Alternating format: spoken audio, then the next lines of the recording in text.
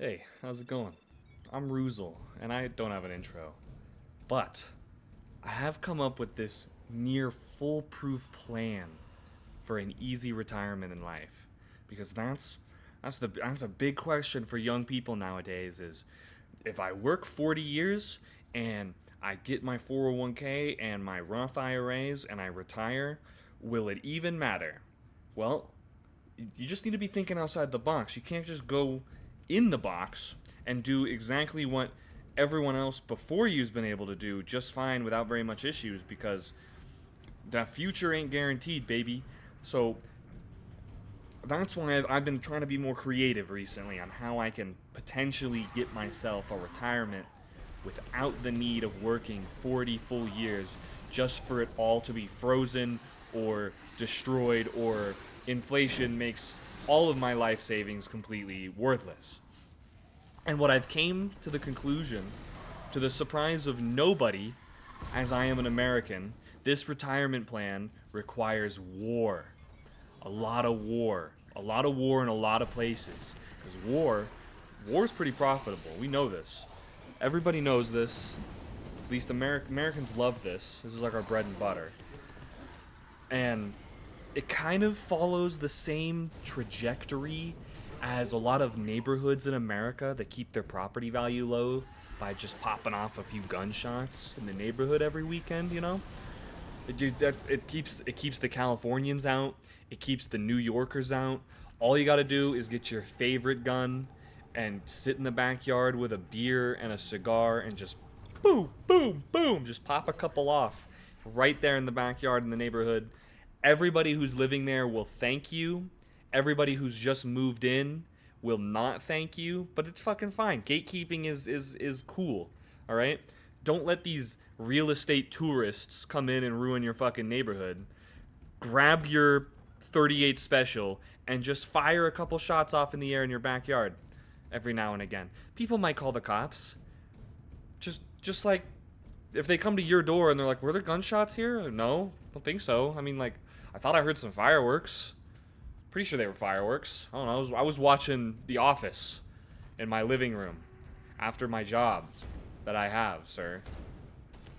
And then you like just shoo the cops away. There's nothing they can do. It's perfectly fine. Everybody's happy. It's super cool. Right. Right. Exactly. Right. But this plan, I need war zones and I need real estates in the war zones. And it's like a scaled up version of popping off shots in your neighborhood to keep the real estate values down. In this case, I'm gonna look for places in some bits of land in Eastern Europe that are just craters, and parts of Africa that are devastated by um, civil wars and stuff that you can buy. Preferably, I think the best places would be like Southeast Asia, places in Southeast Asia that may or may not undergo war in semi-urban, wildland urban interface areas in Southeast Asia. Though these places, for some fucking reason, probably because China is like succeeding bullshit, they're not really going to war or having civil wars in the past couple decades. And so it's been making their development really good, and there hasn't been wars going on there like there used to be. So that shit's like out of luck. God damn it. If you can get in, if somehow anyone knows how to start a war in Southeast Asia, get that rolling. Like, we need to get that ball going. We're not going to be young forever. That's the best place, truly, for this strategy to shine. Then we got Eastern Europe, and then parts of Africa, depending on where it is. And the thing that really comes into play here is if you can purchase property during wartime or just after wartime or civil war when shit just gets destroyed, right?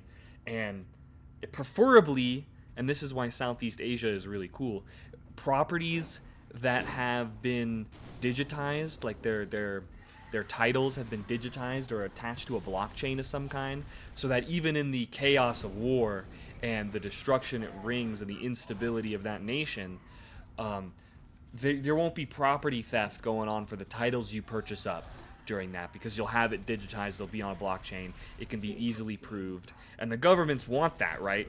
Like, they want that to happen. They don't want their properties to just be like sold to warlords after the war ends, or the civil war ends, or whatever it is.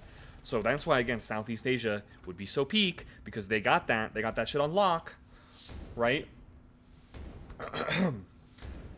But we gotta wait on that one. I keep bringing that up. And this is, like, pretty risky, I'm thinking. You know, like, high risk, high reward stuff.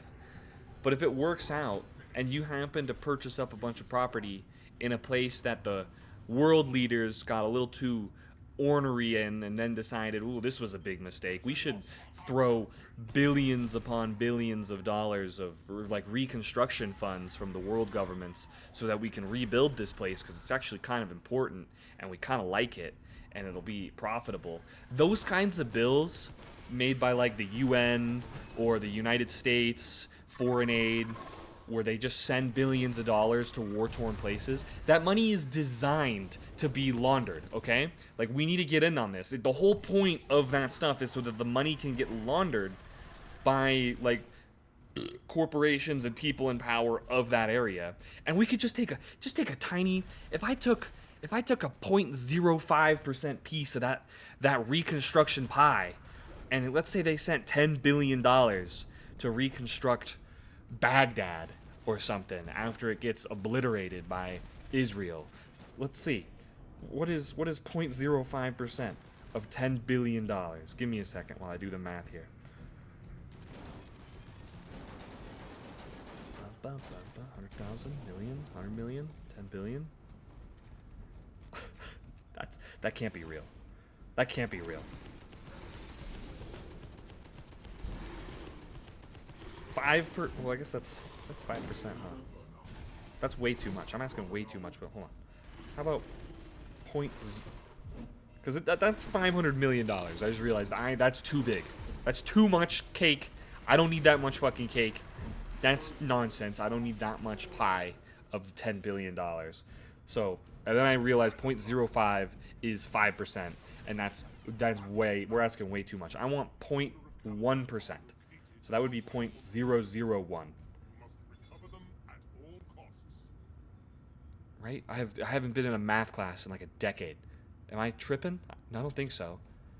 0.1, 10%. 0.05, 5%. 0.01, 1%. 0.001, 0.1%. Perfect. Times 10 billion.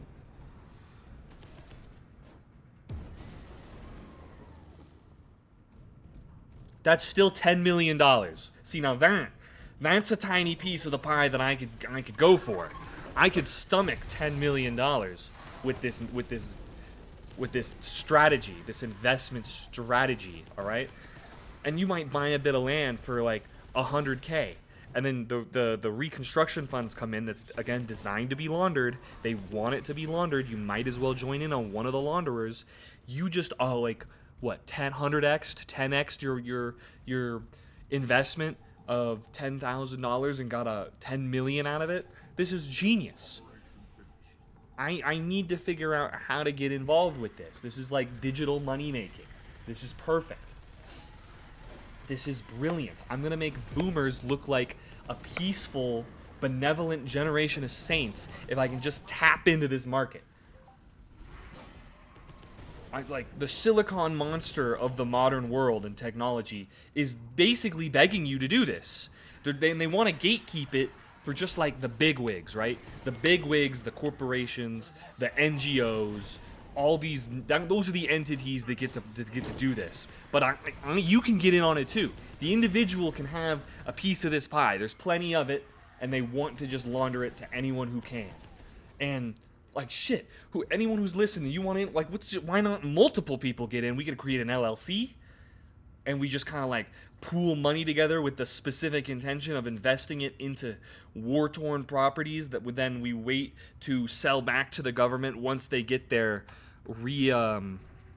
reconstruction money that they're supposed to launder, and they'll launder it straight to us, right? It's brilliant. The biggest thing is having the capital to go into it initially. And so this is where the LLC comes in. This is where the people unite, okay? This is where we get a little union-y, we get a little commie with this idea. And the LLC, we could also do some fun stuff like PR campaigns with it. Buying a bunch of bullshit, shithole warfare properties with the LLC. We could name it like the Peace Fund. Or reinvesting in the Hindered. And the LLC's name itself can be like,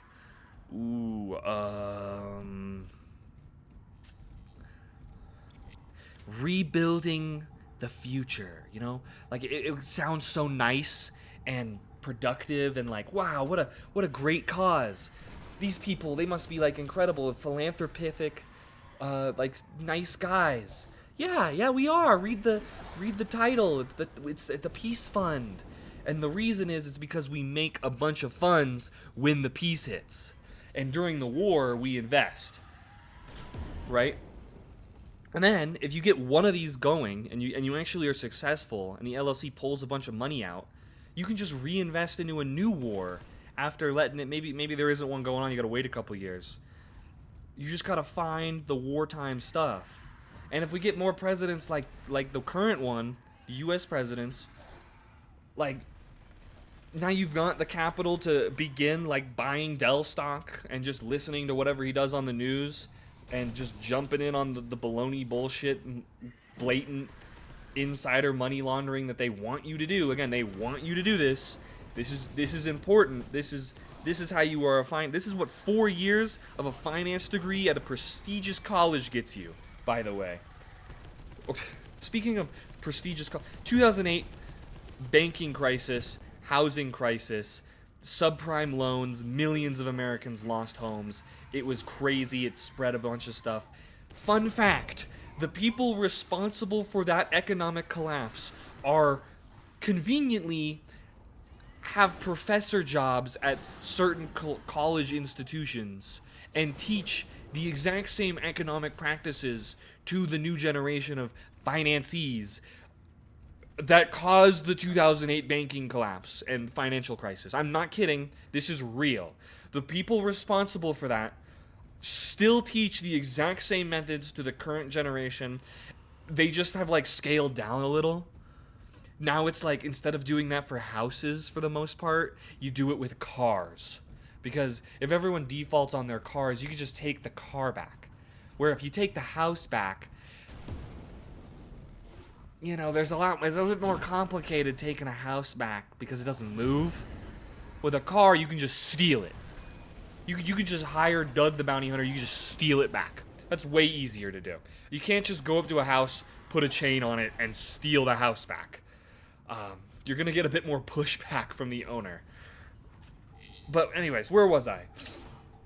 Yeah, so we get a bunch of people together on this LLC investing in war zone properties, and then we sell them all back to the nation. And if we're really lucky, really lucky, the leader of the nation or the puppet that they throw up, whoever wins the Civil War, is like financially retarded. And he lets us lease the land back to them for like 99 years. They build a hospital on it. And that's just passive income monthly for like 25, 30, 35 years until the general people of that puppet state go to another civil war and they fucking burn the whole thing down. They burn the whole hospital down that was leased and they just steal it back, and then we're gone. At that point, we're either dead or we don't live anywhere near that country, or we've demanded that the leader, before he gets killed and by his own rioting people, just burns all documentation of foreign nationals leasing land to him. Like, it's easy. It's really that easy. It happens all the time. And so the potentials for this, like when I'm really thinking and I'm delving into the thoughts, the potentials here are huge. We're talking 100xing some values on this, right? So message me online, message me on Whatnot, message me on Kick, message me on Red Note, right? On Redbubble, on Red Hub, all my links, okay? I need eyes, ears, I need investors. I want this LLC to come together, all right? If you're interested, we got potential to make the boomers completely blow the boomers out of the water. You think that they're greedy, sociopathic group of people that had it easy? Let me show you something. Let me link you in on this, all right? We're going to make them look like saints. So like that's what I got today. That's what I'm on. Peace out. Actually, no, war out. Yeah, we can make new lingo too. Like, it'll be like a brand, like a market brand. War out. I hope war out takes off in Southeast Asia. If you've got links into Southeast Asia where we can like do some linguistic manipulation of the general public, and they start saying war out instead of peace out, fucking brilliant. That'd be perfect. Holy shit. Okay. Bye. Bye, guys.